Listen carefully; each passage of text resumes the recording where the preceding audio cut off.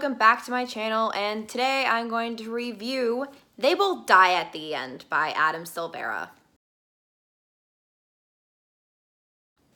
Now, I picked up this book and I read most of it in 3 days. Then I put it down for like a week because I didn't want to finish it because I was like, it's gonna be sad and I'm gonna cry and it's gonna be horrible and I'm gonna be depressed. So I stopped reading it and then I picked it up and then finally finished it. And oh wow, I was disappointed.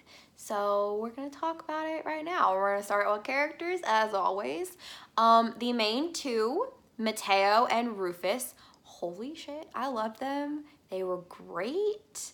I love how Mateo is like all anxious about everything, but he's also kind of nerdy, and I love him. He is a precious cinnamon roll and must be protected at all costs.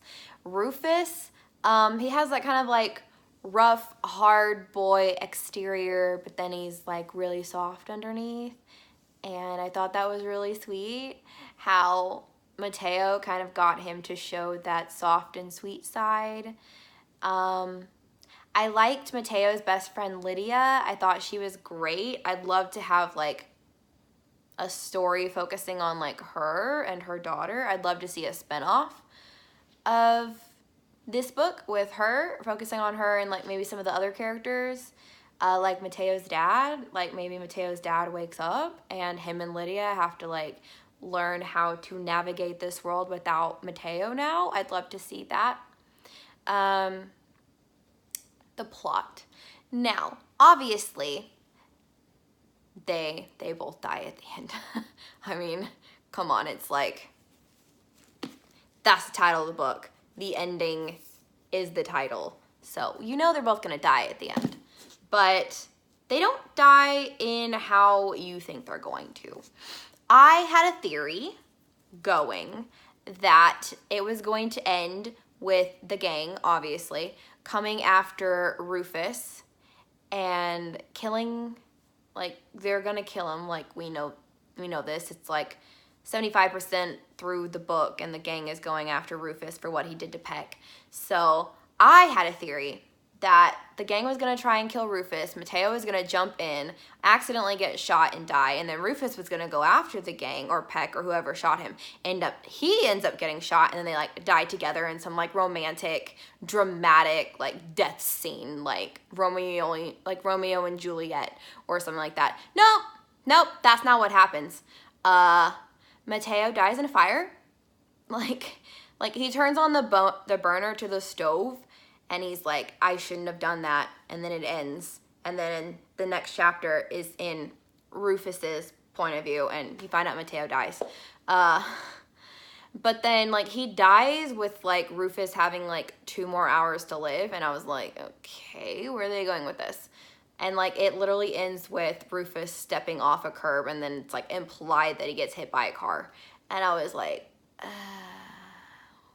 okay. I wanted it to be more dramatic and heart-wrenching instead of it just ending. I mean, I know that's how death is. It's very sudden and things just happen. But I wanted it to be dramatic and heartbreaking. But when I closed this book, I felt nothing.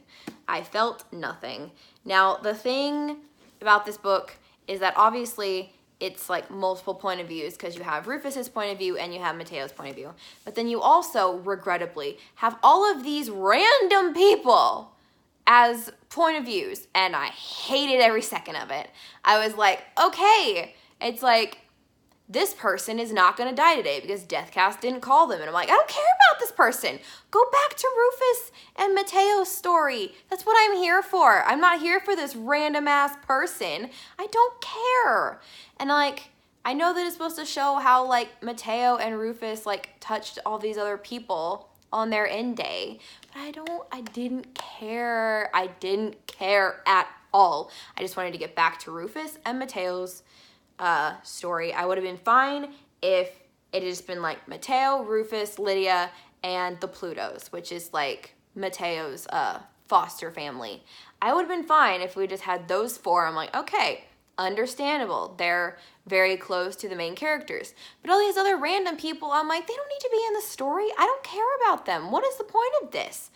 So that was like the only like one of the biggest critiques, that and the ending. I mean, I had this like sitting at like a 4 once I realized there was going to be all these random point of views that I didn't care about. I knocked it down to a 4. The ending knocked it down to a 3. So it's now a 3. So I love everything leading up to the ending. I just hate the ending. The romance between Rufus and Mateo is adorable, and I loved it because it's so sweet. Like, Mateo's like this really nervous person, and like Rufus pulls him out of his shell, but then he also makes Rufus, gets him to express more emotions and be emotional and be soft, and I loved it, and it was sweet, and oh my god, I love these characters. I just hate the ending. So yeah, that's my review for They Both Die at the End by Adam Silvera, and I will see you guys later. Bye!